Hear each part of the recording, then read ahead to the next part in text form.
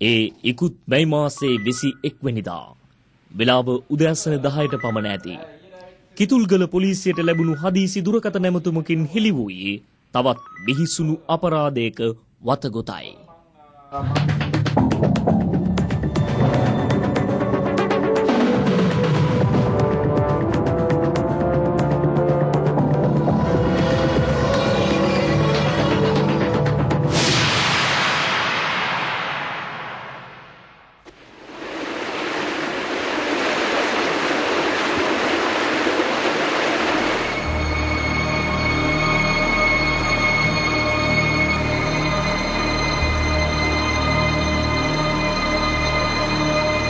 ඇමතුම ලැබුණු කිතුල්ගල පොලිසියේ නිලධාරීන් වහා ක්‍රියාත්මක වුණා.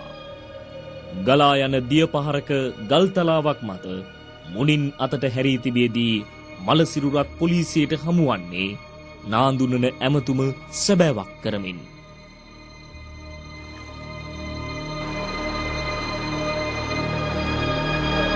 පැහැදිලිව සිරුර හඳුනා ගන්නට නොහැකි වුවත් ඒ මැදි වයසේ පසු වූ කාය ශක්තියෙන් යුතු පුද්ගලයෙකු බව පොලිසිය අනාවරණය කරගත්තා. එහෙත් නිලධාරීන්ට මරණය සම්බන්ධයෙන් ප්‍රශ්න රාශියක් පැන නැගුණා. ඒ මේ පුද්ගලයාගේ මරණය සිදු වී ඇති ආකාරය ගැනයි. මොහු නාන්නට පැමිණ ලෙඩක් හැදී මිය ගියේද නැතහොත් වාහනයක හැපී ගඟට විසිකර දැමුවාද නැතිනම් කවුරුන් හෝ මරා දැම්මාද යන්නයි.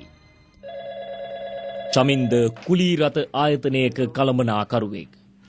පෙර දිනේ තම ආයතනයෙන් හයර් එකකට හැටන් බලා පිටත් වූ වෑන් රථයේ රියදුරු ගුණපාලගෙන් තොරතුරක් නැති බවට මිරිහාන පොලිසියට දැනුම් දෙන්නේ හිතේ දෙගිඩියාවෙන්.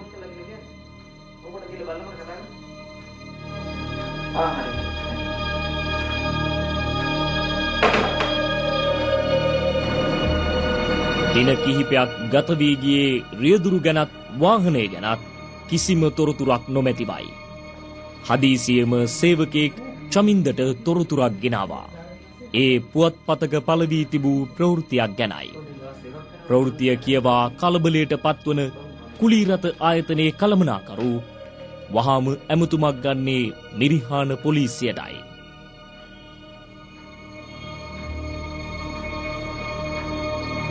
ප්‍රවෘත්තිය ගැන වඩාත් දැනුවත් කළ පොලිස් නිලධාරීන් නාඳුනන මලසිරුරක් කිතුල්ගල රෝහලේ මෘත ශරීරාගාරයේ ඇති බවට තොරතුරක් චමින්දට කීවා. අපේ වෑන් එකේ කිසිම ආරංචියක් නැහැ. අපි පොලිස් ස්ටේෂන් එකේ මේ කම්ප්ලේන්ට් එක දාලා තියෙන්නේ. කොයිදද දන්නේ? චමින්දට අතුරුදන් වූ රියදුරු ගැන දැනුනේ අවිනිශ්චිත බියක්. ඒ දෙගිඩියාවෙන්ම ඔහු නාඳුනන සිරුරක් තිබෙන බවට පැවසූ රෝහලට පිය නැගුවේ ඒ තම ආයතනයේ සේවය කළ අතුරුදන් වූ රියදුරු ගුණපාලගේ නම් නොවන්නටයි සිතින් මුමුණමින්. ඒත් දෛවය කාටනම් වෙනස් කළ හැකිද? නොසිතූ දේම සිදු වී තිබුණා. දින කිහිපයකට පෙර හයර් එකට හැටන් ගිය ගුණපාල හූර ලෙස මරා දමා තිබුණා.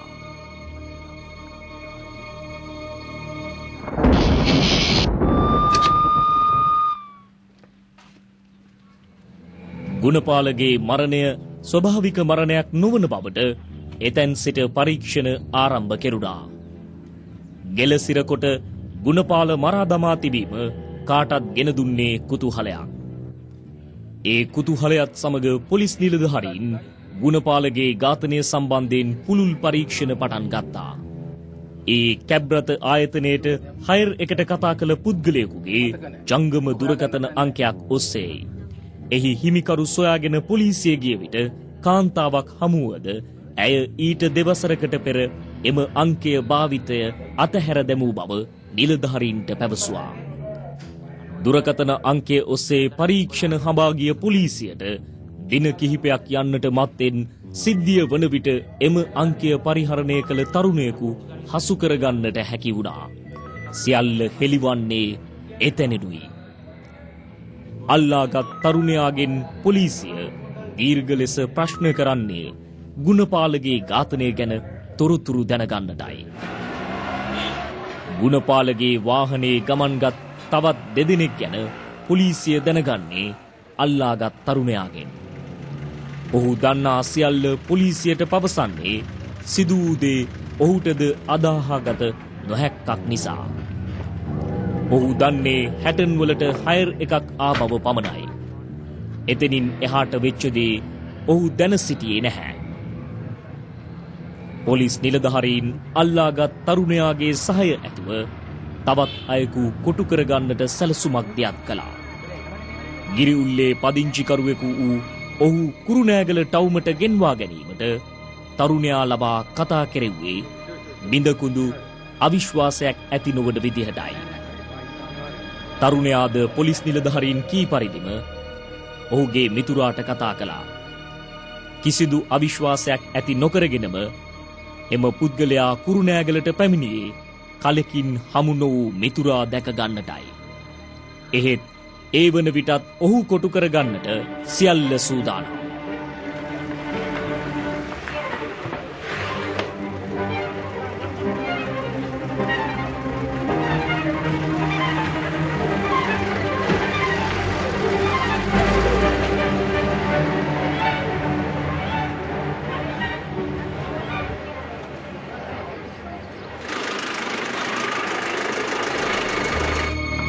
ඔහුගේ පාපොච්චාරණයෙන් ඊට සම්බන්ධ අනෙක් පුද්ගලයාද කිසිදු කරදරයකින් තොරවම කොටු කරගන්නට පොලිස් නිලධාරීන් සැලසුම් කළා.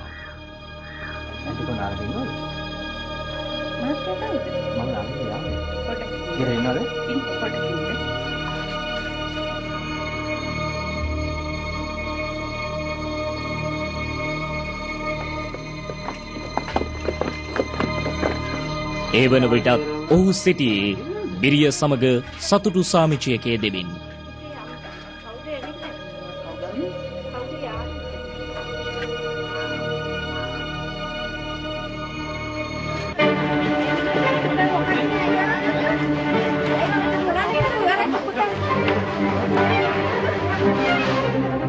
ගුණපාල මරා දමන්නට හේතු වූ කරුණු සියල්ල සැකකරුවන් දෙදෙනා හෙළි කරන්නේ තවත් නම් නීතියෙන් සැඟවී හෝ නීතියට බොරු කීමෙන් පළක් නොවන බව හොඳාකාරවම දැනුණු නිසායි.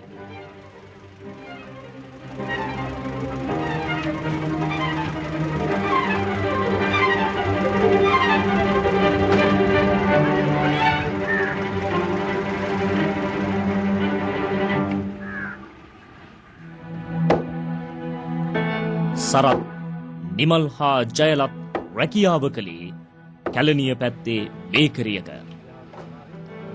මේ තුන්දෙනා බේකරියේ සේවය කරද්දී දැන හඳුනාගත් මිතුරන්.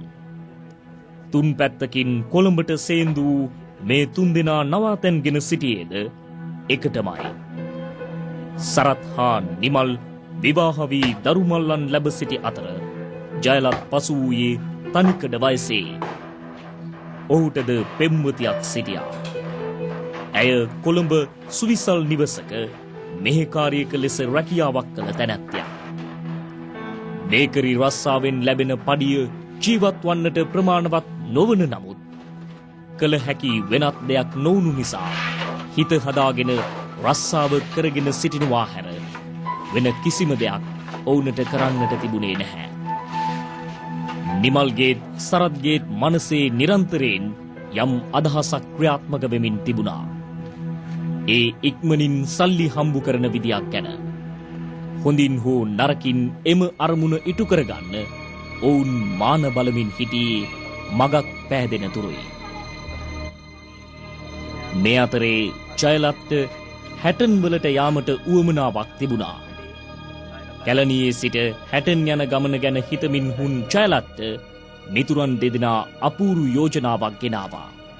කොළඹ සිට කැබ් එකක් හයර් කරගෙන හැටන් යන්නටයි. ඒ මොහොතේම මතකයේ තිබූ කැබ් රථ අංකයකට ඔවුන් කතා කළා. කොහෙද දැනෙන්නේ? අපිට තව පැයකින් විතර දෙන්න පුළුවන්. ඔය ප්‍රශ්නයක් නෑ. මට මහත්තයාගේ නම්බර දෙන්න.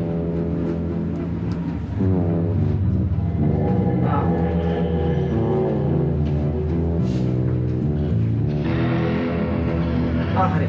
කොහොමද අපි ඒක විතර මේ වාහනේ අරේන්ජ් කරලා මම කෝල් එකක් කරනවා. ඕකේ thank you.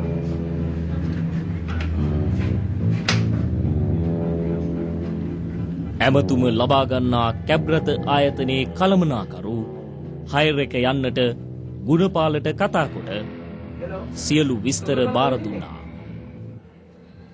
පොඩක් විසිකට එනවද? ඔව් මම හැටන් එකට හයර් එකක් තියෙනවා. ආව් දැම්ම වෙන්න.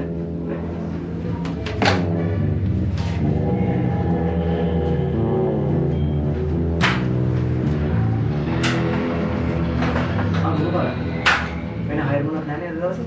නැහැ හයර් නැහැ. පොඩ්ඩක් ඩියුටි දෙන්න පුළුවන්ද? පුළුවන්. මේ මම තව පැකින් එවනවා කියලා කිව්වේ. මේ නම්බර් ලියගන්න.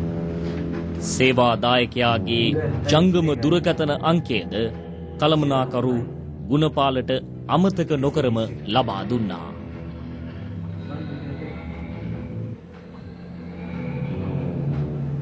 මේ වා ගිහිල්ලා මට යනගම කෝල් එකක් දෙන්න.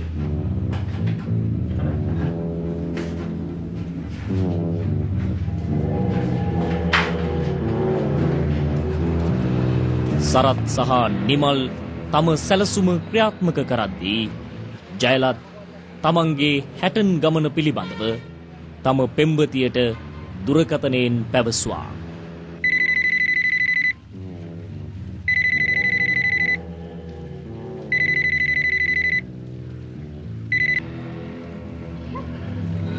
හදිසියේම හැටන් බලා පිටත් වන්නට තීරණය කළේ මන්දැයි පෙම්වතිය ජයලත්ගෙන් විමසා සිටියා. මට අද කොහොමද ගෙදර හවස නම් එන්න වෙන්නේ නැහැ. ඉතින් මම අද අපේ ලොකු අම්මලා ගෙදර නැවතිලාම තමයි ඉඳලා ඉන්නේ. ඉතින් කොහොම යන ගමන් අසලා ගෙදර ගිහින් නුගේ ගොඩින් ගමන ඇරඹූ ගුණපාල හයර් එක යන පිරිස කැලණියෙන් තම වෑන් රථයට නංවා ගත්තේ සවස 3ට පමණයි.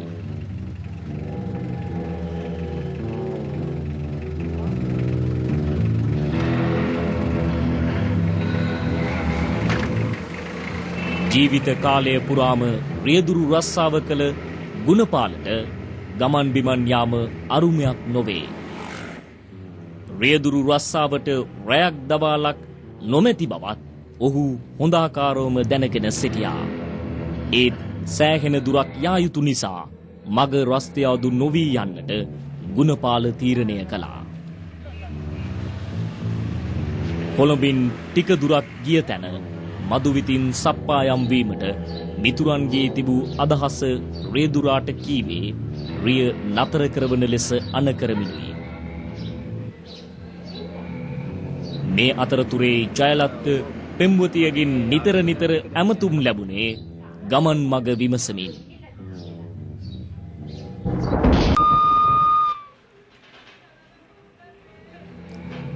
දුර ගමනක් යන විට මදුවිතින් සප්පායම් වීම ගුණපාල අනුමත නොකළත් සේවාදායකයාගේ ඉල්ලීම ඉටු කිරීම විනා එයට පිටුපෑමට ගුණපාලට නොහැකි වුණා.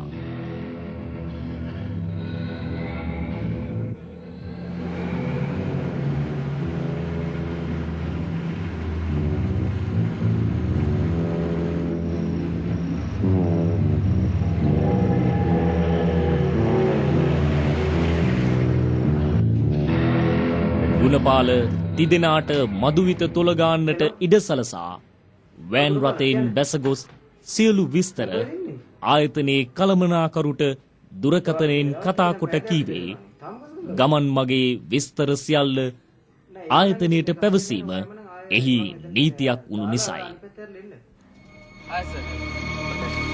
එවිට කළමනාකරු පැවසුවේ හයර් එක යාම අනතුරුදායක නම් ළඟම ඇති පොලිසියට දන්වන ලෙසයි. ඒත් ගුණපාල එහෙම කළේ නැහැ. හයර් එක ගිය තිදෙනා ගුණපාලට කරදරයක් වෙමින් දිගින් දිගටම තමන්ගේ සතුට භුක්ති විඳිමින් සිටියා. මේ වන විටත් ඔවුන් සිහිමද ගතියෙන් සිටියේ මදුවිතින් හොඳටම සප්පායම් වී සිටි නිසායි.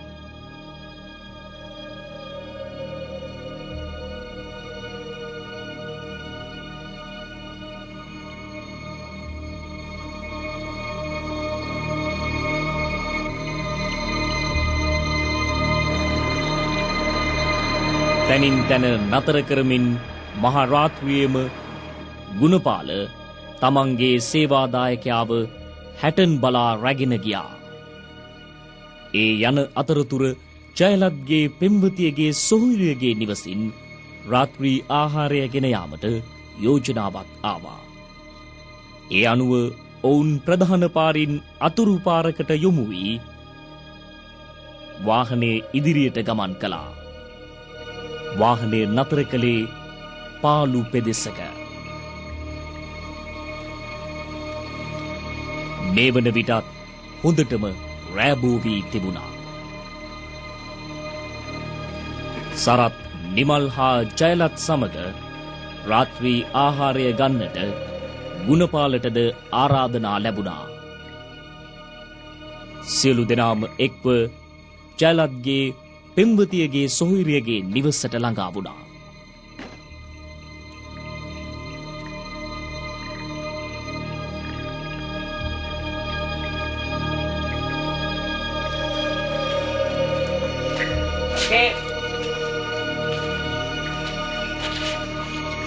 ජයලත් ඇතුළු පිරිස කෑමට පැමිණෙන බව ජයලත්ගේ පෙම්වතිය තම සොහොයුරියට පවසා තිබුණා. ඒ අනුව සියලු දෙනාම එම නිවසේ උදවිය උණුසුම් ලෙස පිළිගත්තා.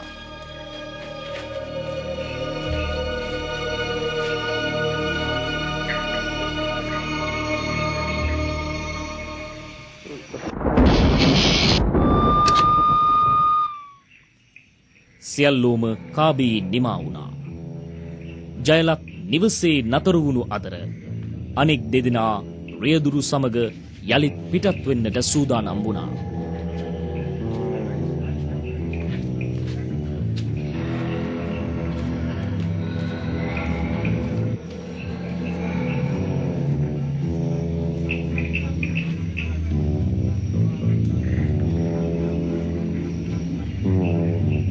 ඔවුන් මේ වන විටත් රැඳී සිටියේ කිතුල්ගල පොලිස් වසමේ. ඔවුන්ගේ පැමිණීම ගුණපාලට තරමක අමුත්තක් ගෙනාවා. ඔහු ඒ වන විට සිටියේ රියදුරු අසුනේ වාඩි වී එක්වරම ගුණපාලගේ බෙල්ල පටියකින් තද කළා. එහෙත් ගුණපාල වැරෙන් තල්ලු කොට ජීවිතේ බේරා ගන්නට යලිත් දිව යන්නට උත්සාහ කළා. එහෙත් පාපතරයන්ගෙන් ඔහුට ගැලවුමක් තිබුණේ නැහැ. කට තද කර වාහනයට දමාගත් ගුණපාලව ඔහුගේ රිය තුලම ගෙල සිරකොට මරා දමන්නට තරම් ඔවුන් අකාරුණික වුණා. ඉන්පසු මේ පාපතරයන් වෑන්රිය පැහැරගන්නට සිතාගෙන වේගයෙන් ඉදිරියට ධාවනය කළා. ඒ වන විටත් නිමල් අතින් ගුණපාල ඝාතනය වී තිබුණා.